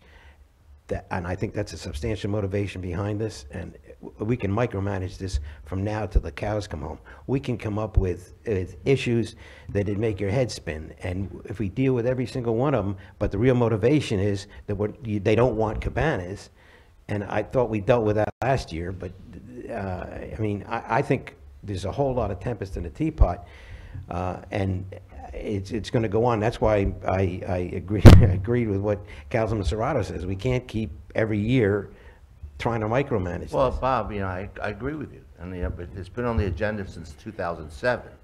The issue with this is the first time I've heard that people set up these tents without renting them. So this is a new issue. So you have to address the new issue. But my conversations with the chief is he has not observed that at all. And what I'm saying is that we deal with that issue. The group of people that don't want to see tents on the beach, it's going to come up with another issue. And we're going to, yeah. But we have an ordinance now saying you can't advertise on the beach. So these tents are set up with an advertisement like this, and Kevin sees it, he could ask them to remove them. That's all we're saying, Bob. And that's what he says he does. Yeah. And so we're in good Well, shape I went there. back- Leave it to the discretion of the beach patrol and the fire department and the police department. I went back and read minutes back to 2007. Virtually every single year since 2007, cabanas on the beach has been a topic of discussion by this council. That's what I'm saying is, this is going to go on regardless of what, and I think it's a shame, but because the real motivation is there are people, and I'm not maligning the people, but there are people that are the opinion that we shouldn't have cabanas on the beach, and people shouldn't be allowed, that don't live here shouldn't be allowed on the beach, so. Bob, the debate that we are having each year since this earth has been created is the reason why other towns have banned cabanas, because there is no end. And they've had the same difficulties that we've had for years. The only thing that I am suggesting at this point is that we place it on the agenda to see if anyone, after the attorney review, to see if anyone, including the staff, would like to see any modifications to the ordinance that we presently have. That's it. End of statement, period. So, I was going to add pretty much what Susan said. When my grandkids are here, and they're on the beach, you have to drag them off kicking and screaming. So they plan days where they're not gonna be on the beach. You can have too much beach, too much time on the beach. And when you see an empty tent or cabana, that doesn't mean it's not rented. It means the people may be in Wilmington for the day or Myrtle Beach for the day. I don't see anything wrong with our rules, that a little tweaking can't do with a legal opinion. This should not come up every year, and it's brought up by the same people. Councilman Serrato, you expressed, you want to make a motion that it be placed on the agenda for, I hate to do it the 5th, the 20th of March? Well, I would ask that we do it the 5th, because we're very early on Easter this year. So we need to, All right, we're gonna make a okay. change, we need to make a decision very early. Bob, it has to be, I'm sorry, Mr. Mayor, it has to be on, you can't vote at council meetings, at workshops. Well, It should be on the March 5th That's meeting. not, I don't agree with you, but I know that's a position Well, that's you the take, but rules we that's- set up, that's Bob, not whether the you rules we agree or set up. not. That's this is not what the rules we premise. set up. That is not the rules we set up. Put it on March 5th. Put it on March 5th. Yeah, that's your motion. Second for the motion? Second. Oh, Susan? Third. Whoops. Clarification of items to bring back to the council. What do you want addressed Expressly. for the 5th? I'm sorry, Susan, We need to specify what we want to address on the 5th, so we don't keep going around. Modification, suggestions to modify ordinance rules regarding cabanas. For what purpose? I Susan- need expressly. I'd like to know what we could do as far as permits. Issuing permits, and under this permit ruling, can we put limitations or regulations? If they do not follow the regulations, could they be banned from asking for a permit? Could they be not permitted for a year, not to be part You're of Sunset really Beach? just in commercial permits. Yeah, commercial permits. I'll go with that. Anybody have any other thing? We're just talking commercial permits right now. Okay, nothing else? That's the motion. All those in favor? Aye. Opposed? The next item on the agenda is Thank you all. fire department staffing, hiring freeze. That's yours Come on, as Kevin, well, get back up there. Councilman Serrato. Mr. Mayor, thank you. The fire analysis that we received, in my opinion, should have been done before the department requested 6 additional firemen. As you know, the council approved to hire 3.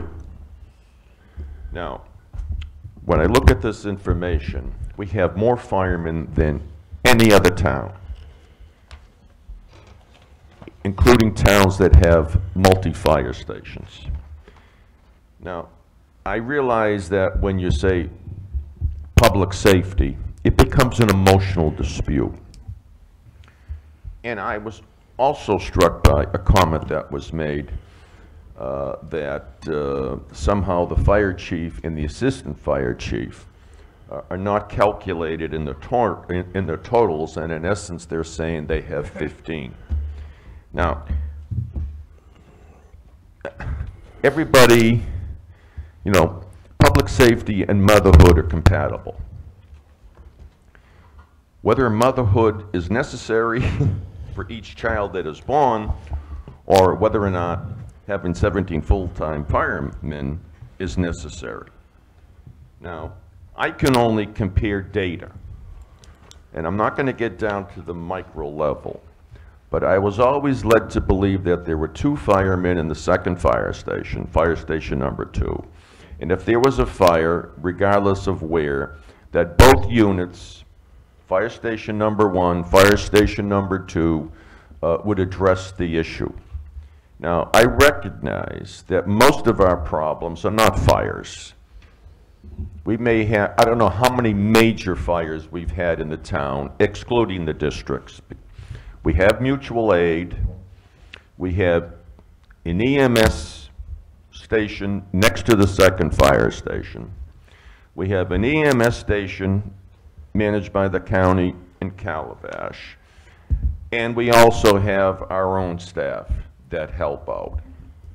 So, and then I look up at the board and I see, for the budget presentation this afternoon, personnel.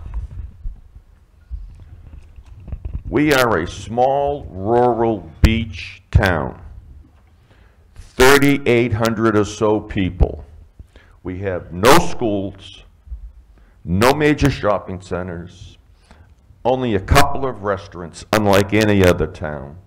We're small. And I'm getting concerned. And it's a general concern. And what I'm going to propose at the March 15th meeting, I haven't figured out the words yet, but I'm going to hopefully suggest a salary freeze for the fire department. And before anyone is approved, excluding the beach patrol people, full or part-time should be reviewed by the council. And I don't know if anybody else has Rich, do you something mean to say. salary or hiring freeze? Hiring. You said salary. You said salary. Did I say salary? Hiring. My apologies. I'm having trouble hearing today, so I don't know what I'm saying. Well, let me ask you this. Are you, besides what you just stated, are you intending to make a motion to do anything on this today? No, because Okay, I all right, am under okay. the belief that we don't vote All right. at workshops. Then you can make the same comments on the, when we carry this. All right, to I whatever we just carry wanted to. to, if anybody wants any discussion. But On the agenda. I do, I think that your interpretation of that staffing report is entirely incorrect. Because the way I look at it, when I analyze the number of available responders in each department to the number of calls that are on that spot at that time, that report, we have the highest number of calls per responder of everybody other than Calabash. It's 1 per 565, where you take other places like St. James is 1 per 42, or you take Charlotte, which is 1 per 203. And we're at 565, and that's only through November. The figure's only through November. So I don't accept your analysis of what that report says, but in any event. I don't accept yours. All right, I didn't expect you would. I didn't expect you would. A major issue that you're going to have in restricting hiring and restricting you sent out an email that said you wanted a hiring freeze in order to go back to 14. So there'd be an attrition and we go back to 14 people. Is that still your intent? No, you just heard my intent, Bob. You know, Well, you said so that Bob, these positions listen, wouldn't be I realize refilled. you're a lawyer, and I realize sometimes that I feel like I'm on the stand, okay? What I said, maybe it would be the council's intent. I don't know. My intent is to place a hiring freeze and to have vacancies approved by the council before the hiring is permitted. To do that, If that eventually gets us down to 14 or 15 or 16, I can't predict the future. to do that, the wait a council- minute, to do that, you have to change the personnel policy, because the hiring and firing of everybody but the administrator is in the hands of the administrator. It's her decision. That's what your personnel policy says. You're gonna have to, Personnel policy, Bob, is not a contract. it's the policy that this council adopted that they operate under. And there's been a number of instances with regard to personnel policy that some of these members of council have questioned as to why it happens. And I've got to point out, because council at some point in time adopted a policy that says that's what's supposed to happen. Well, then I'll change the That's policy. what I just told you. You're going to have to change the policy. I will change it by next week. All right. You Good can't do luck. that unilaterally. Sorry All about right. that. Well, I don't think he intended to do it unilaterally. No, Bob, I think, I don't think we need to argue about it. If you want to bring it up next week, I am We'll legally argue about it next week. authorized to submit a motion. oh, do you have a And motion? the council, no, All I said was, do you have a motion today? No. Okay, then we'll bring it up, we'll talk about it next week. On March 5th. Well, I mean, yeah, not next week, you're right, the next meeting. Thank you. I'd like to say Yeah, something. but it's on the agenda, so we have to do something with this. And do I have a motion to table it? I have a motion to the table 5th. it to the 5th. Second, Say that again? table this discussion to the 5th. We have to do something with it. Okay, no, fine, second. Any more discussion? Yes. Okay. Yeah, yes. I think we need to keep in mind that the council has an overriding responsibility to the population, to Sunset Beach, to provide for safe and effective services. That means adequate fire protection, police protection, and with staffing that goes with that, and the proper equipment that goes with that overall. And we rely on the advice of the fire chief and the police chief as our experts to tell us what they need, how many people they need, and to effectively protect us and provide the services that we have come here and expect to have here in Sunset Beach. And we should not do anything that takes away from that capability. Thank you. John, I agree And with I what have John something to say said. too. Wait, I don't know. John, I agree with what you're saying, but we also have to be fiscally responsible to the taxpayers of this town. When Kevin told us he needed 6, he didn't need 6. 6 would have put him at 20 firemen. So he misled us there. And then... No, I did not mislead you. Whoa, let me just finish my thought. And then he stood up there and said he's not a fireman, he doesn't go into buildings. That blew my mind. So I contacted 4 fire chiefs in this county. They all said you were wrong. If there's a fire and you need to go in that building, you're always a fireman first, and then the fire chief. I am a fireman first. You did say that the other day, Well, you Kevin. didn't let me finish. I got interrupted over here. And I did get interrupted, but I am a fireman. I will always be a fireman's fireman. But I don't get to go in the building anymore. It's my job to watch everything on the outside of the building.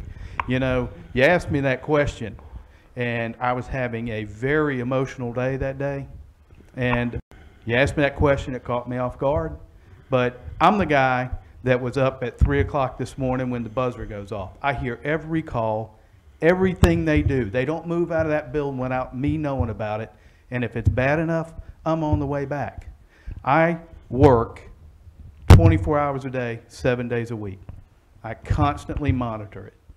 And I come back. We all make comments that we don't You know, Well, let him like. finish. And that's all I'm doing is recovering from that. Gosh, You, don't do and, that. I had a personal issue going on that day. Susan knows about it. And you caught me off guard. I wasn't prepared to answer that question that day. I'm fine with that, Kevin. But, I go to everything. I'm at training. I'm at car wrecks. I go to mutual aid calls to make a whole unit. And the point being, whenever you ask me that question, why do we need those people? When you compare us to other departments, we do a lot more than they do. Shallotte doesn't go in the water. They don't have a beach that they're putting a boat in. When I put a boat in the water, how many guys are out of play? Frontline firemen, 3, maybe 4 if we have to put the jet ski. That's my entire staff. I have 1 guy left doing the rest. And somebody said, well, we only have 1 call at a time. Well, that's not the case. You know, we run multiple calls. I am not always here. I do take a day off every once in a while. You know, I do enjoy some adult beverages every once in a while, and I'm not coming back here after one. So that is some of the issues we run into. When I ask for 6 people, that makes my shifts whole. It gives me 3 at each station to cover the town. I have got some volunteers, but then again, they're volunteers. They volunteer doing other things. They're not always available. When they're here, they're here. But when they're not here, you know, it's just the 5 guys that are on duty. And I know we have plenty of mutual aid. Well, our mutual aid is just as busy as we are if you look at their numbers. And they're managing to do that with 4 people. I know I keep hearing Ocean Isle. My district's twice the size. Ocean Isle is only 7.4 square miles. I have 16.7 square miles and 13,000 permanent residents living here. So you imagine what my call volume goes to for the summer months. Well, Just, I want you to take that into account. Rich, Charlie hasn't And- had a chance to speak. And I wasn't making for us. That is what we need. I need another group of 3 people. I am not going after that this year. I am looking down the road at, hopefully, we're working with the county commissioners right now. You've heard of the fire commission. We're waiting to see what their recommendation's gonna be to go after the funding, because I don't feel that we're adequately funded. We need more to carry out the missions. I'm right now I put half my staff through trench rescue last week. The entire week they were in trench rescue, preparing for the stormwater. Somebody's got to be prepared to go get somebody if we have a collapse. We do that. We do structural collapse.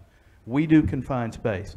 We are responsible for doing every bit of that stuff in town. It may not happen on a daily basis, but when it does happen, and they go, well, why didn't the fire department go do that? I'm not going to be the one to answer that. We're going to be prepared for it.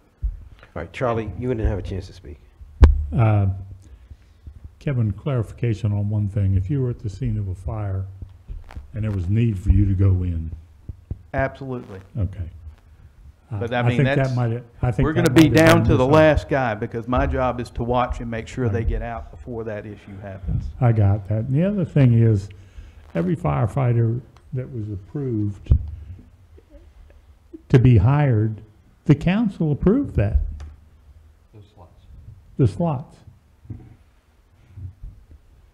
One thing I know for sure is that during the election campaign, and I talked to groups of people, and they asked, how safe are we? And when I told them that sometimes you only have 2 firefighters to respond, while wait for another firefighter to show up, they can't go in the house. When they ask about police protection, and I told them, you have 2 police officers and 1 sergeant on the street at any one time, they were shocked. I know we're a small town, but if one officer gets tied up, then you only have 1. What if the sergeant has a day off? You have 1 without supervision. Now, they can get supervision by calling, but one thing people said for sure,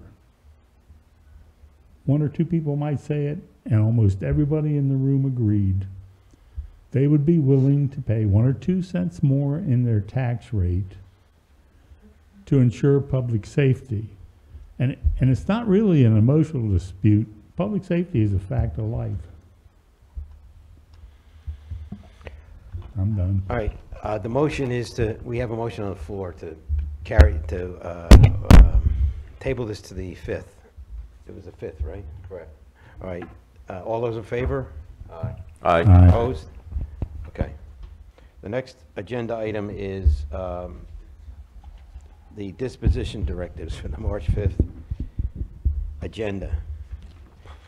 As I stated earlier in the meeting, our rules of procedure provide that we set the agenda for the following meeting at the conclusion of this meeting. That's what we're going to do now. We haven't focused on that, and I haven't focused on that because we've always been at least I have, and I assume everybody else has, been anxious to get out of here as soon as possible. Now is the time for us to set what the agenda is going to be for March 5th. The only thing that would change is something that intervenes that has to be dealt with by March 5th. So what's on the agenda for March 5th? We've got tabled let me write these things down. We've got Rich's motion concern about the fire staffing. We've got, what else? We did another one. Legal input on beaches. Beach permits.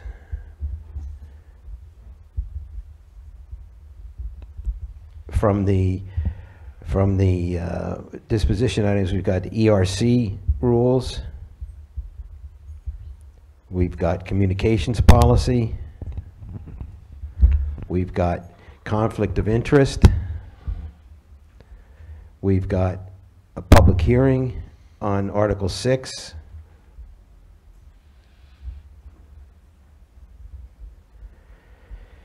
We have a number of items that were tabled without a date, climate control measures, that, I don't think that has to be done the 5th.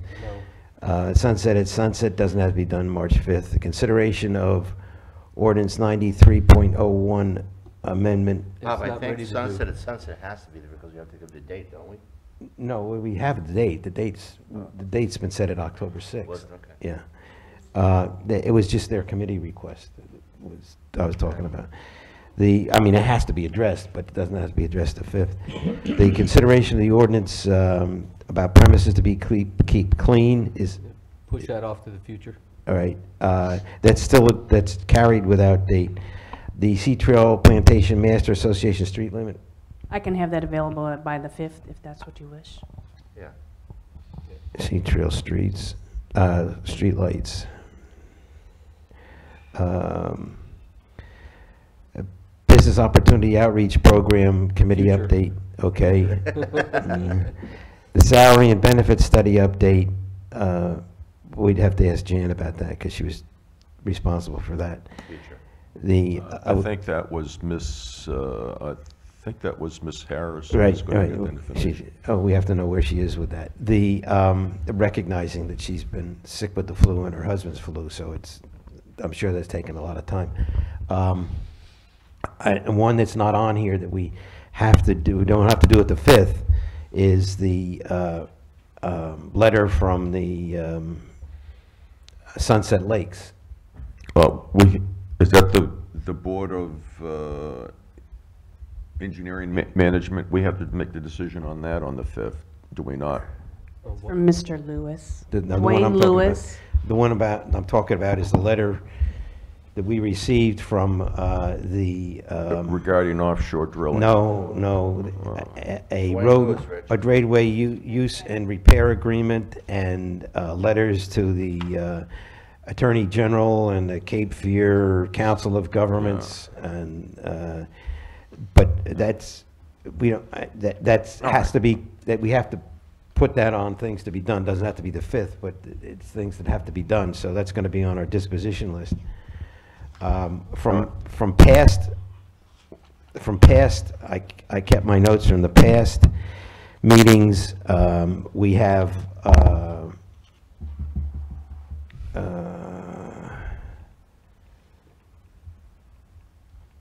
just to make sure, give me a second here.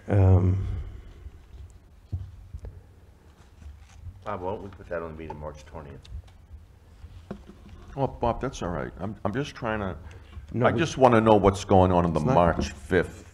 Yeah, but it's not just for you, Rich, that we gotta do this for everybody. All of us. All right, so Sunset Lakes you wanna put on March 5th, March 20th. I have a question about that. I don't see where we have to even discuss that here. Grady has ruled time and time again that we have no responsibility to take care of those roads. You gonna spend some more money on Grady saying again that we can't do it? Well, I think it's gotta, there's some response that has to be done, whether it's from us or whether it's from him, there's gotta be some response. Ready to Do you agree? respond to this, or- Do you agree? I mean, there should be some response. Yes, and it could be either from this board or just have a letter, have Grady draft a letter to him. Grady costs us money, we're free. Yeah, but you don't have the legal background to tell him, no. No. You can't substantiate it anyhow. I don't see anything else that I've identified from prior meetings that we need to address with a date for. So what are we gonna do? We're gonna get this So- for Grady to do? So what are we gonna do? Over there to the right. Let Grady handle it finally, like, you said, just end it. This is not. Absolutely ended. I'll need a direction with a vote, please.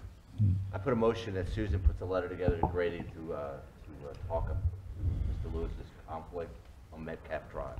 Second. Discussion? Bob, I can't hear a thing. It's a motion to direct Grady to respond to the Sunset Lakes letter, To respond to? the Sunset Lakes letter. The one Oh, we were talking okay. about, all right? All those in favor? Aye. Opposed?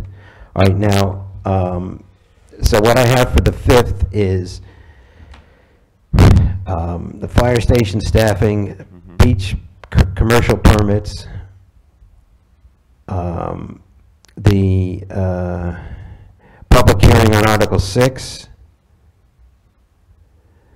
I want an action on the communications policy. I introduced it, we talked about it, nobody had any really comment about it. We ought to be in a position to be able to adopt it without a whole lot of, unless somebody has an issue with it. So I like that on the 5th. Yeah, Bob, I have no problem. The street light, Sea Trail street lights for the 5th. The Sunset Lakes, well, we already directed that, so we need to worry about that. Then we have the ERC rules. Jan and I were supposed to work on those, and she's been incapacitated. I don't see her in any position to move it on the 5th, so I just leave that with an open date. We should discuss it anyway at a second Tuesday meeting. Right, I agree. Before. But it would be an open date. The climate control measures is open. The what, Bob? Climate control measures yeah. open. Right. The outreach program is open.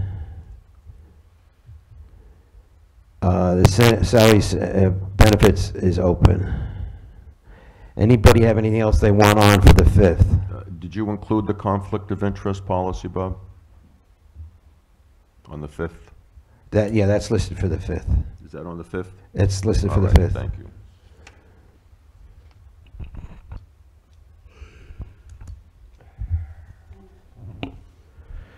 Anything else anybody wants for the 5th? Bring your pillow. My pillow? Pillow and blanket for the 5th. My pillow? It's a long list. Can I bring my pillow? And the next item on the agenda is new business, not new business, I'm sorry, I'm looking at a different agenda. Public comments. Anybody that has, in the public has a comment, please limit your comments to 3 minutes. Dr. Hillerman? Richard Hilderman, 407 Sunset Beach. I think when you're talking about, can you hear me? Talking about how many police and firemen employees you need for public service in this town, I think if you try to use, this is a small town with 3,800 people, this is not fair, because this is an underestimate. This does not take into consideration the total number of houses you have in this town, nor did it take in consideration that during the tourist season, your population explodes. And I think when you start calculating these, this needs to be part of the equation. Thank you. Any other public comment? None appearing. I'll entertain a motion to adjourn. So moved. So moved. Second. Second. All those in favor? Aye. We reconvene.